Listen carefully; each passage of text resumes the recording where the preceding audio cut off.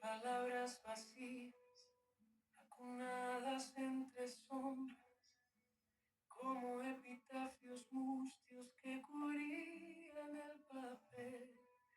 Llené pliegos gastados con mi voz dormida, entre ripios fatuos que el viento llevó. Y un odre sin fundamento no dejaba destilar el pensamiento con sentimiento y un poco de cordura. No sabía volar con música, esa envoltura, el eco de mi ser se perdía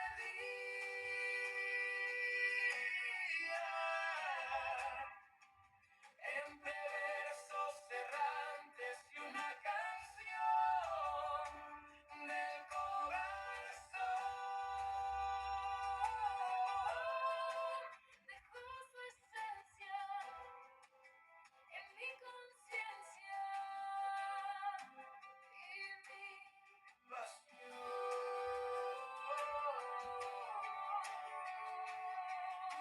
Dejó una sensación de lágrimas quebradas entre palabras presas y la flor de un sueño. Quiso engendrar mi empeño y la voz se vertió entre brisa y viento.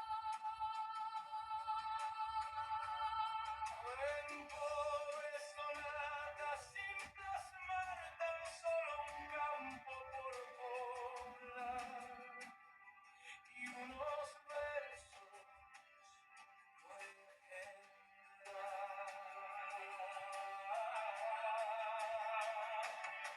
Un poco de cordura no sabía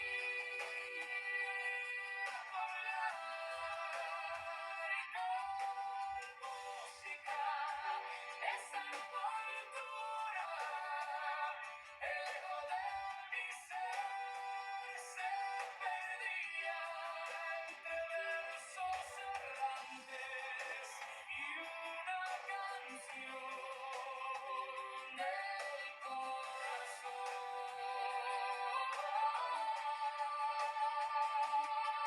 Dejó lágrimas quebradas entre palabras